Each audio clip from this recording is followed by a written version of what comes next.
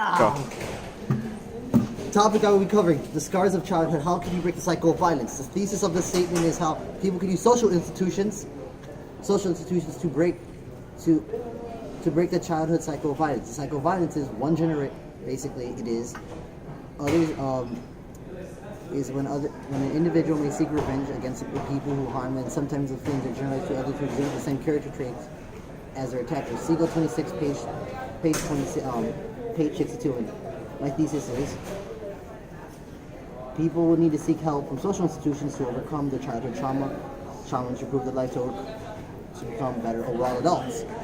As we could see, Women's Refuge, for example, Women's Refuge is a safe house for women and children escaping domestic abuse. Quote, Women's Refuge is staffed with more than 300 community clients last year. Another 102 women and children went through the safe house. Quote, McKinley, 2016, page 1. Social institutions can help break this cycle of violence, giving them the ability to form healthy relationships. However, if the individuals do not accept help from social institutions, my counter argument, they will have a hard time expressing their emotions. Thus, they cannot react. They can react violently to very minor problems in their life. As for you can see with the two case examples of.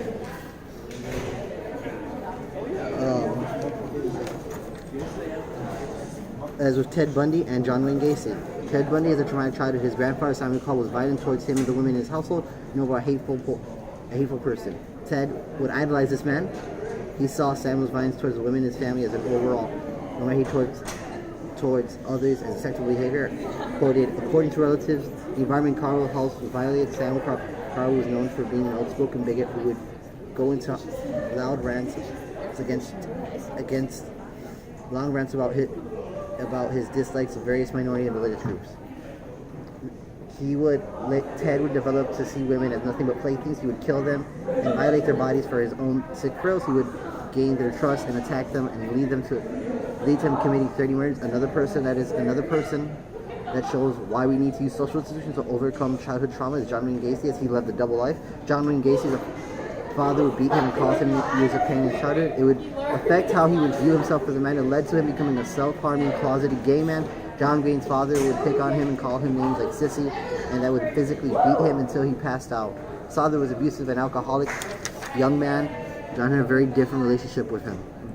Very difficult relationship with him. The father used to mercilessly beat his boys for no reason and even rendered him unconscious with his brutal physical attacks. The Famous People, TFP, 2017, page 4. What time are we? 3 minutes. 2 minutes? 3 minutes.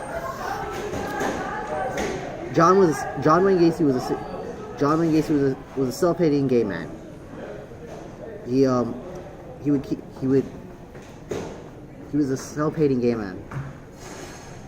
If he was he would murder gay teenager boys because he was mad at himself for not being able to open up with himself in his society. He would murder the boys to murder a part of himself. If he was able to receive some sort of counseling to deal with this pain in his relationship with his dad, then he would be able to accept himself. He was identified with issues that he had an identity issue of accepting himself as a gay man because he did not want to be an outsider from his father. He did not want his father's disapproval. He kept his true desires to himself until he took out his self-loathing onto the young men who he killed in vicious ways. John's victims were young men ranging from ages of 18 to 22. The time in American society looked down among individuals identified as LGBTQ. This made it difficult for men to overall.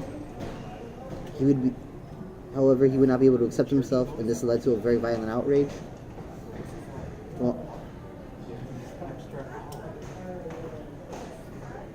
And this has led to moreover, so another reason, a counterclaim that why people should get help is society. Another pro for my argument: society needs to stop associating violence with masculinity because this has led men to react violently to basic situations,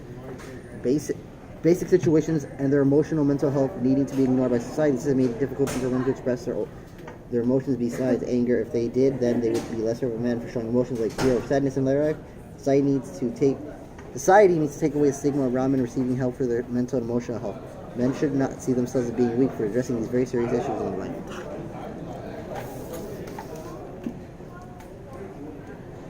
As we could see, Society stops showing violent behavior of young men. That's because of that, as quoted with the assumption that this teenage boys will mainly perpetrate parent abuse is as college rates without definitive evidence. This assertion is based upon highly problematic assumption. Periodically, young teenage males who witness experience family domestic violence are likely to be violent. Baker 2012, page 270. This is a society reinforcing gender norms or reacting with violent processes does not help anyone with violence. The reinforcement of violence with masculinity has led to men to think having emotional vulnerability to be considered weak or effeminate in our society. Overall, my sociology imagination is that we as a society